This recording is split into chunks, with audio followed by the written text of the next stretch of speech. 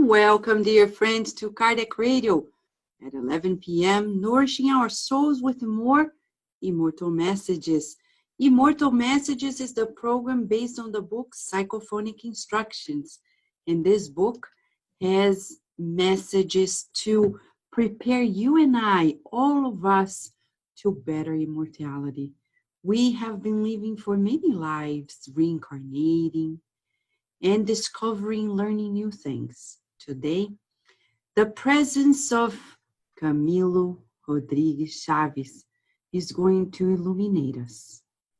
He is visiting the Spiritist group May May on the night of April 14th, 1955. And he delights everybody with his comforting visit.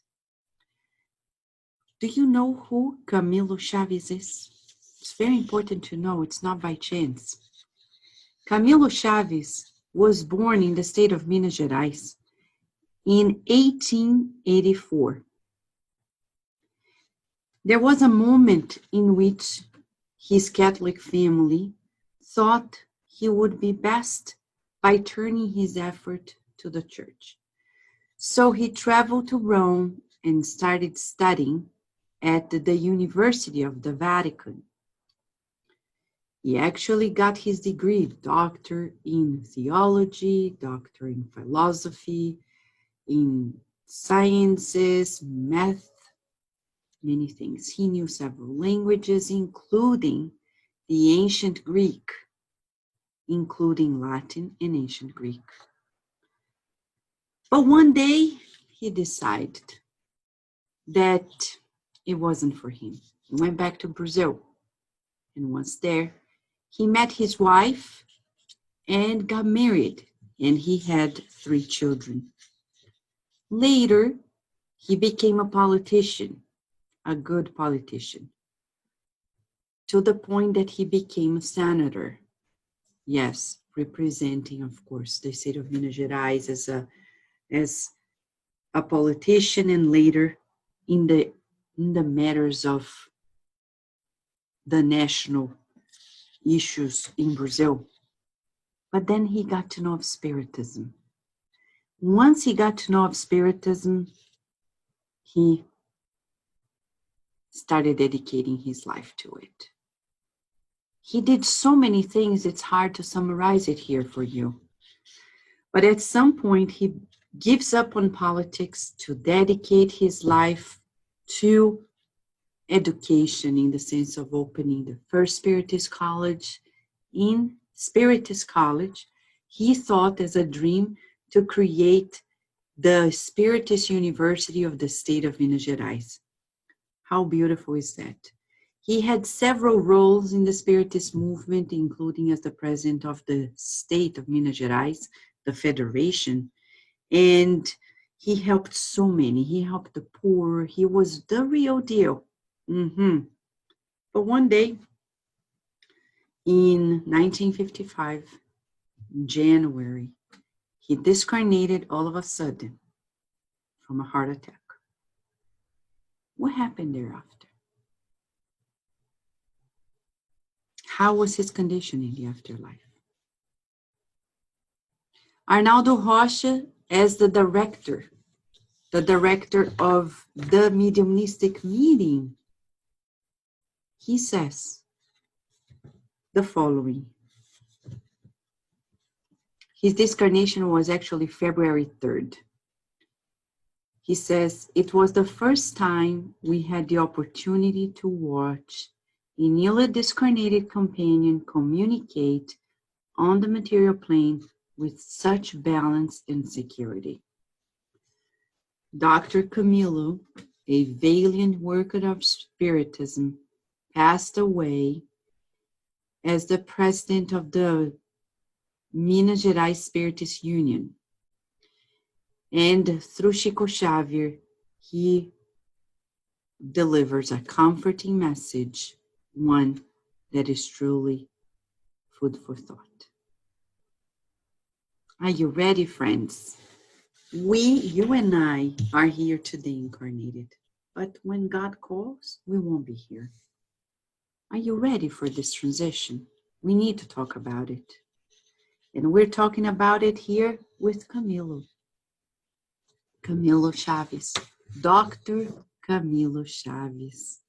He begins by saying, brothers and sisters, companions, the companion that is temporarily away from the school comes to visit you, to thank you for the encouraging and friendly vibrations. Death was benign and quick to me, yet mental discarnation, properly considered, continues for my spirit because the individual does not suddenly break away from the customary habits that mark their lives. Duties, affections, projects formed for the future are ties to the thought. Yet I have the blessing of faith with me, presiding over my gradual liberation. For the moment, I feel in the position of the insecure, convalescent patient, hoping to recover. However, I already know enough to tell you that on this other side of life, survival is as we envision on earth, but not all situations unfold here as we imagine. The experience continues without leaps. The individual goes on without improvising any change. Matter becomes more rarefied and somehow modified, but sustaining its own characteristics. And the tomb is merely a transposition of the plane in which our consciousness finds itself without any fantasy. So now I understand more clearly the role of Spiritism as the World Institute of Soul Renewing Education, with which we must engage interest and energy. It is not worth taking the doctrine in our service when it is our obligation to live in its service. To enslave it to the particular advantages, the whims and passions of earthly struggle is to add more commitments and debts, postponing our own redemption. Without the physical capsule, our introspection in the truth is ever deeper and truer. This is why we're deeply hurt by mistakes of omission, because we all bring here the concern that we had not done for the good all that we could have done during our stay in the body. Let us not elude ourselves. Exercising common charity, feeding the hungry, clothing the naked, is our simple duty in our new notions of solidarity and justice. Let us not forget that the real charity will always be the enlightenment of the human spirit, so that the human spirit knows itself and helps itself. May God allow you to see farther than us, the companions who preceded you on the great journey, in view of the primordial service that challenges us. Without the assimilation of our principles in an intensive manner, using conscience and heart, reasoning and feeling, discernment will die. Without discernment, we will escape responsibility. Without responsibility, we will not have moral elevation. And without moral elevation, the spiritist phenomenon, despite its legitimacy, will stagnate in primitivism. Let us look for Jesus, caring, associating ourselves to him, so that our brothers and sisters in evolution and regeneration will find Jesus within ourselves. My friends, this is for now our biggest task. Camilo Rodrigues Chavez. He talks about death. He talks about the transition.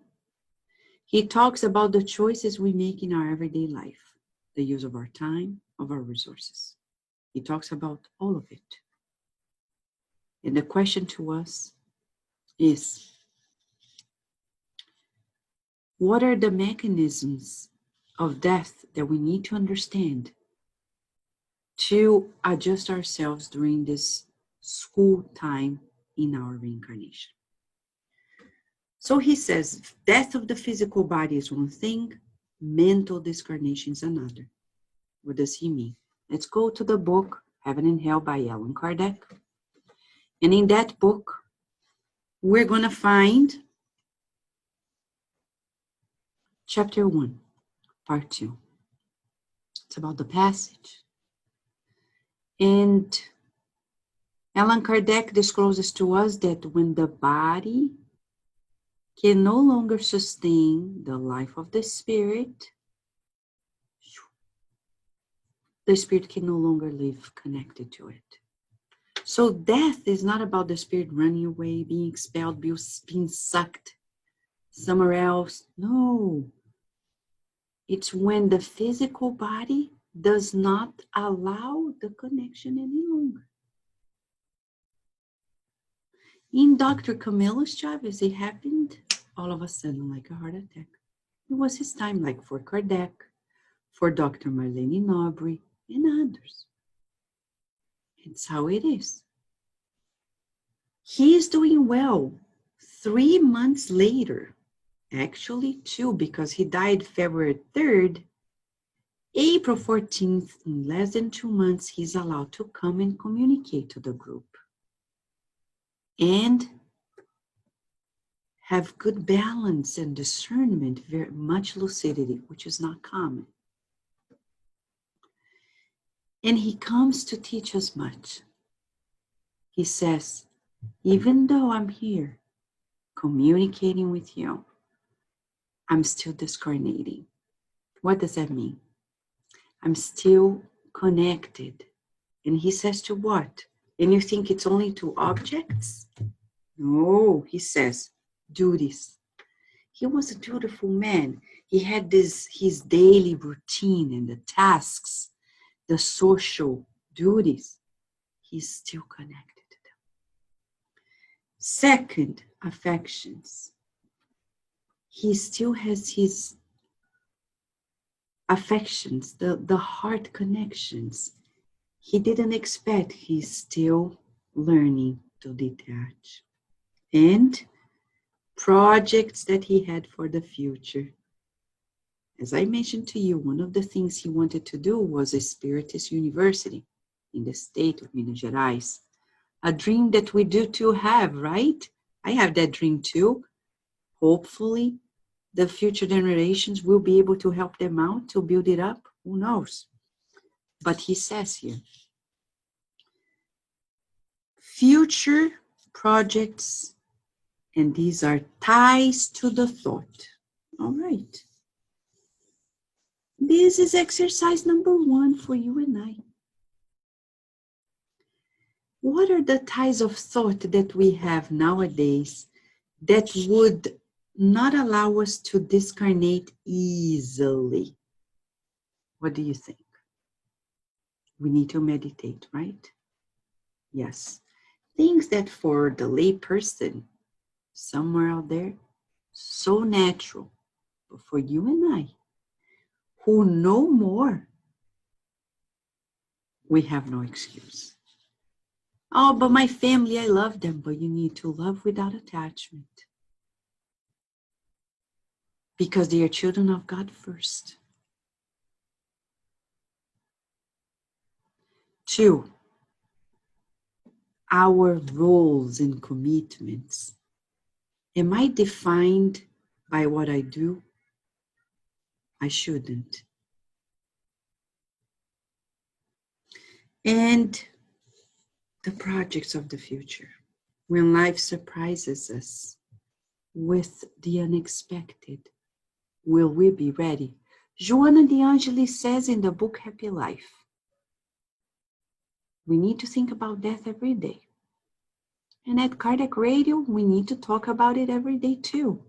Not because we're looking forward to it, though it's not a bad thing, but we need to think about the time we are here in the school of life and what are we still to fulfill before we go back.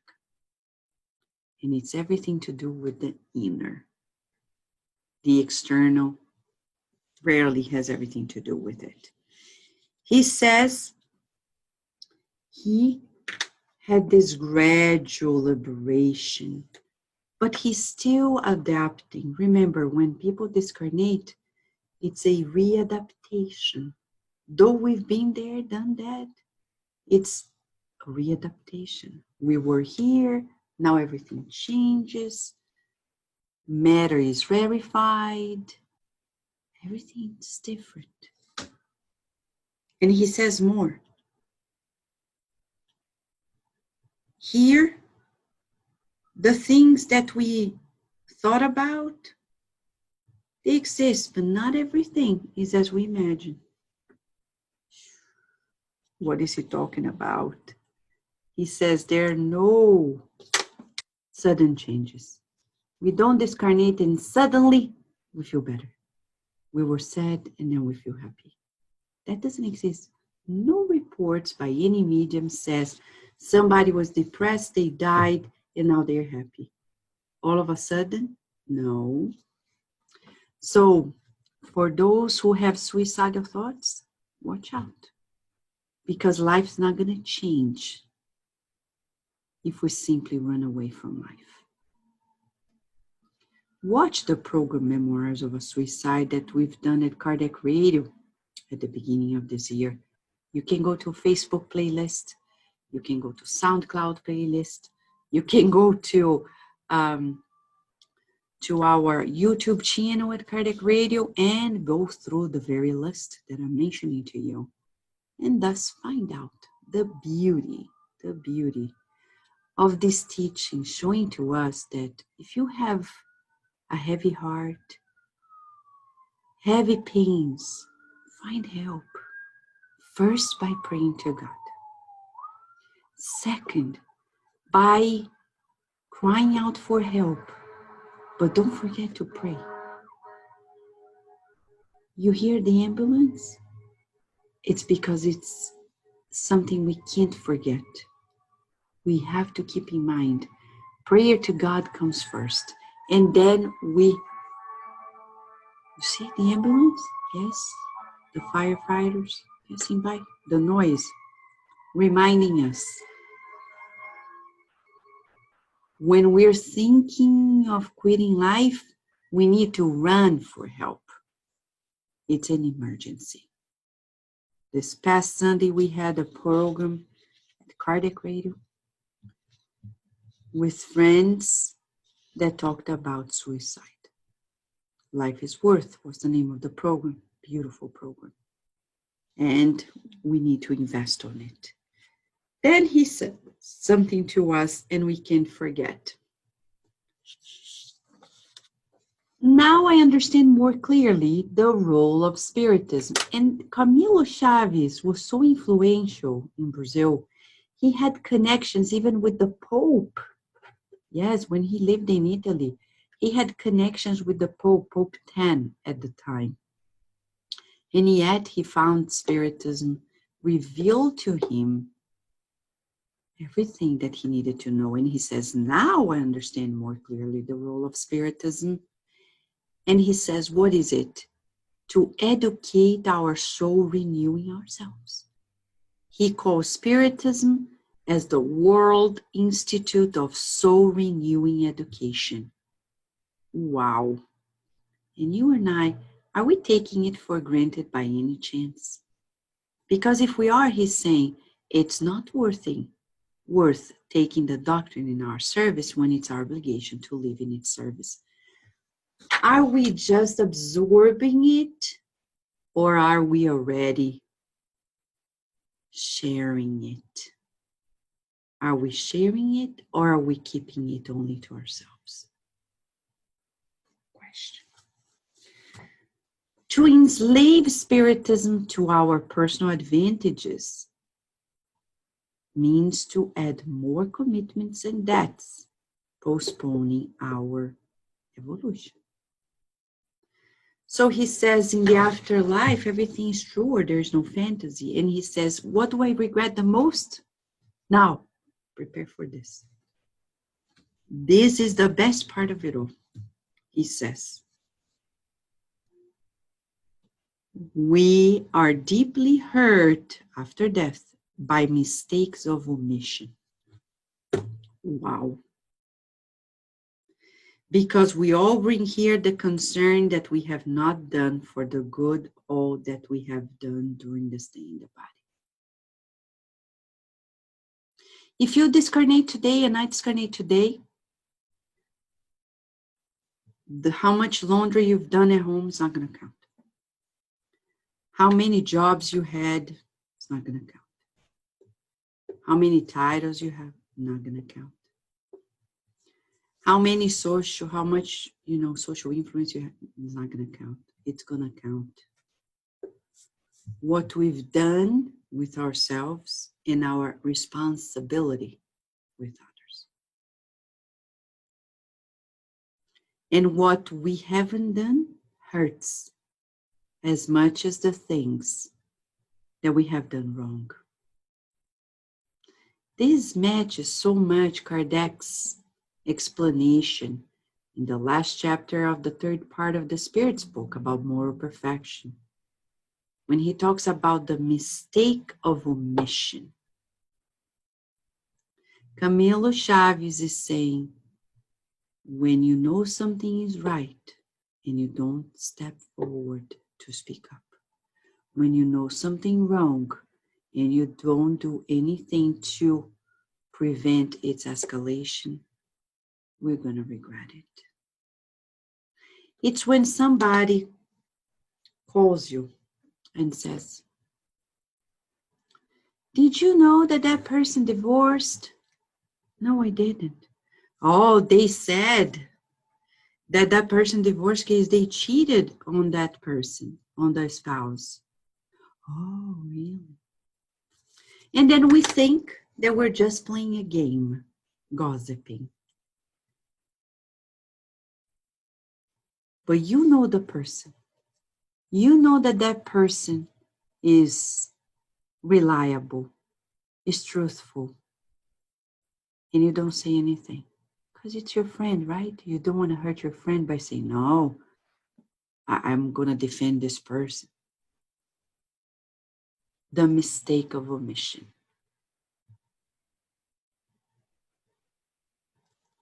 At work. I remember once, many times, but I'll tell you just one, without names. Working at a university in the lab. And I remember there was this new postdoctoral fellow in the lab. And he forgot a few things that broke the machine that we cut brains, because we were studying the brain neuroscience. And then this other fellow came along talking to me and saying, oh, I can't believe it. He's so uncaring. He's so lousy. He's so messy. And I knew the guy. The guy wasn't those things. And I had the choice to say nothing or to put a word for him. He didn't pay me for it. He didn't even know. But I said, what if I were him? Would I like somebody talk to me like that about me? No. I said, I think mistakes happen. I don't think he meant it. I think it just happens because I've seen he's really caring and careful. But you know, these things happen. Machines break when we least expect. Let's give the guy a break. Come on. He's a good guy. Period. And you may think, Vanessa, you're bragging about yourself. No, I'm telling you a story that I know. I had that inner conflict at first, I confess, because the person who was saying bad things wasn't easy. She was an easy person. I said, oh my gosh, what if I say something and she's going to be mad at me? But that's my ego, right? Yeah, I said, but what if I am the guy? Would I like somebody to speak like that about me and have nobody who knows me defend me? So then I quickly shifted. So are we making mistakes of omission? And this is our exercise for the next 24 hours. This is the highlight of Camilo Chaves' comforting message, comforting visit, our mistakes of omission. We know good works that are happening and we pretend we're not seeing. Or we're seeing mistakes and we don't say anything. Are you for the truth? And Jesus came for the truth. Yes, he's the truth, right? The way and the life. And that's why he finishes this message saying that we should affiliate ourselves with Jesus more closely to attune ourselves with his mandate. In the next 24 hours, you and I are being invited to revisit our mistakes of omission and see what we can do. In our daily lives, sometimes it's a family member, sometimes it's about colleagues at work, neighbors, etc. Mistakes of emotion or mistakes of omission. Yeah, they rely on emotions for sure. The ego, fear of not being approved and accepted, etc. But if we make mistakes of omission, we will pay a high price. That's what he says here. Let us not elude ourselves. Exercising charity is important, but to illuminate ourselves is much more. And he says, at the very end, without the true assimilation of the principles, we will not have true conscience. He says, without discernment, no responsibility.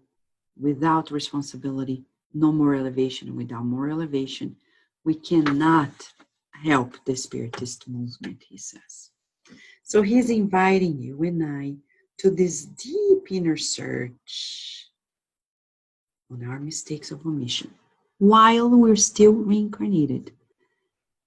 Let's fix them up and be courageous, as Jesus recommended to Bartholomew, according to the reports by Humberto de Campos in the book Good News, chapter 8. Courage, the courage to fix our mistakes. Well, to wrap up in a good note, knowing that we are going to make this happen, I'm going to play a beautiful song just as a melody for us so we can pray together. Pray, but not only for us, that we have the courage to step forward when needed, but that we also feel compassion for those who make such mistakes and those who are in greater need than ourselves.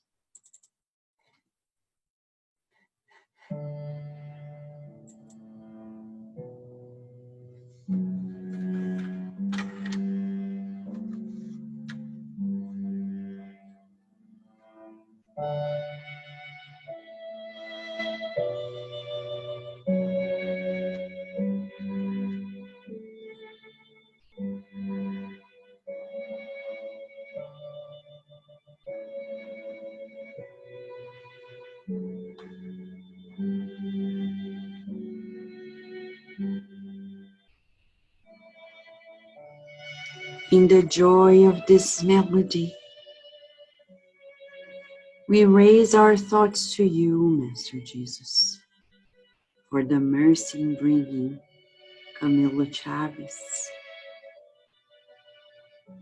to warn us for a better preparation in life. We thank you for your loving kindness, for the loving embrace of the higher spirits unto all of us. We kindly ask you to help us boost the courage that we have inside of us, to see life without fantasy, to rid ourselves of illusions, of attachments, and most of all, that we are capable and responsible to revisit our mistakes of omission and correct them sooner than later. For we know that life is educating us and we won't escape the needed corrections and adjustments for our own evolution. So we rejoice in love and light with you. Today, praying that people who are suffering in hospitals, prisons, nursing homes, shelters, the streets, refugee camps, receive healing baskets with joy, courage, consolation, and hope, so they can begin anew and know that everything is just a phase and a helping hand is just near them. We think of them, we pray for them, we feel them, and we want to collaborate. Thank you, God. Thank you, Master Jesus. Thank you, Chico Xavier, for bringing the message of Camilo Rodrigues Chaves. And so be it.